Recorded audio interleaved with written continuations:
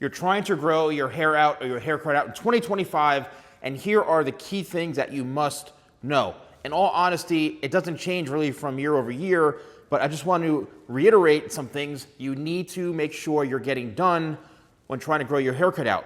If you want to grow your hair, say something like this, or maybe something a bit like this, or even you want to go a bit more extreme and really grow your hair longer, let's break down a couple of key essential things. First of all, if you're growing your hair out, what you need to do is explain and communicate to your hair professional, whether it's a barber or a hairstylist, listen, I'm trying to grow my hair out. Can you please cut it into a shape that will allow it to grow out well? I think that's where a lot of people drop the ball. Fortunately, in my experience and throughout my career, these are things I already knew how to do. If someone said, oh, I want to grow my hair out, all right, I'm going to give you a haircut to actually grow your hair out. I know it sounds crazy, but when you're dealing with a certain level of skill, expertise, we can do that. And that's the difference between paying a $12 haircut and a $50 haircut, a $100 haircut, $200, whatever it is.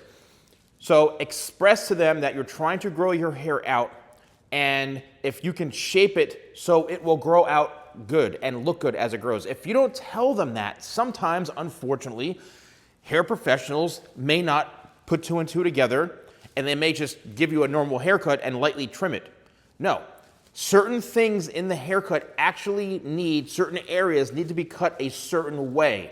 For example, let's take this mannequin right here. Let's say that I wanted this was a client, and he said to me, I'm trying to grow my hair out maybe another 3-4 inches, but I want to, have it a certain look. And I'll say, well, it looks like you like this sort of flow type of look, which means to me automatically that you like to have the front a bit longer so it has a nicer flow back. So I'll then say, do you want the front to be a bit longer as it grows out? And this is kind of like the longest point of the haircut, and it's a bit shorter in through here. Yes, I like that. And maybe he shows a picture. Then I need to analyze the haircut and shape it in a way that this is left longer and this is all a bit shorter and trimmed down. Sometimes you may have to take more off. Let's just say, for example, this is really long too. I will then cut the hair shorter in some areas, but leave it longer in through here, that in maybe 2 months, 3 months, 4 months even, it'll grow into that shape. And I'll explain to the client, look, this is a process. I'm gonna cut your hair so that it will look good 3 months from now, 4 months from now, and let it go through its awkward phase, but I'm cutting it so it grows out. So you need to really communicate what areas you want to see and that you like in the end result, meaning what do you want your haircut to look like 2 months from now, 3 months from now. That's the first thing that I think is really, really, really important. Next is, let's just say you're growing your hair out to something like this, where it's maybe a bit more traditional.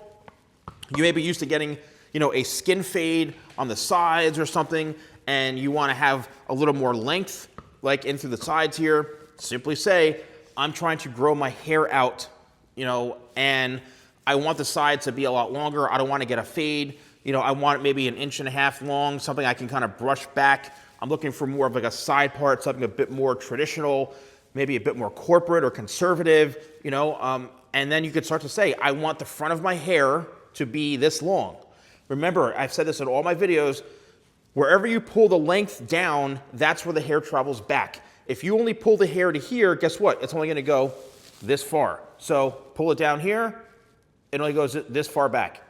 So you need to make sure that you understand how long you want your hair to grow. And then you simply communicate. Once again, show the hair professional photos of what you're looking for. That doesn't guarantee you're gonna get the best haircut ever, because in all honesty, there are still professionals who don't bring it to that level. They may not have the best skill sets, or maybe they're only good with skin fades, not growing the top out or cutting longer. I mean, everyone's different, right? So maybe you need to explore, and this is the next part of it, do you go to a hairstylist or a barber? The biggest difference is, one, pricing. You may be paying a bit more of a premium price for a hairstylist.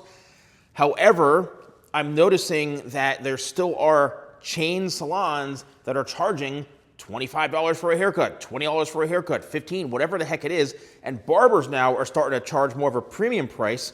So pricing sometimes plays a big role, but if you're going to let's just say a traditional barbershop versus a traditional hair salon, you may be paying $10 to $15 more in a hair salon for a haircut, but that doesn't mean that you're getting a better haircut experience. It depends what you're looking for. If you're male or female, what kind of look do you want, right? This isn't just for men's hair, this is for anyone's hair. So make sure that you are choosing the right hair professional. And as you're growing your hair out, you really have to understand it's a process. It may go through an awkward stage. It may not look great. Maybe some areas of the hair, for example, let's just say, the back of your hair gets really bulky and heavy. You have to express that to the professional saying, hey, look, as I grow this out, like normally, as you know, or you don't know, if you're going to someone for the first time, you have to explain to them, my hair gets really thick in the back. Anytime I've ever grown my hair out in the back anywhere, it just gets so heavy and bulky and thick right here. Is there anything you can do to thin it while it grows out? Okay, not just for now, but while it grows out so that maybe in a month, month and a half from now, it still looks good. Then that comes down to the technique. You can use a razor, a feather razor, like I've shown in many videos, to scrape off that weight, or thinning shears. That's where the technique comes in to help you grow your hair out. Now, the other part of this whole thing is, let's just say you've got a goal to have this hairstyle.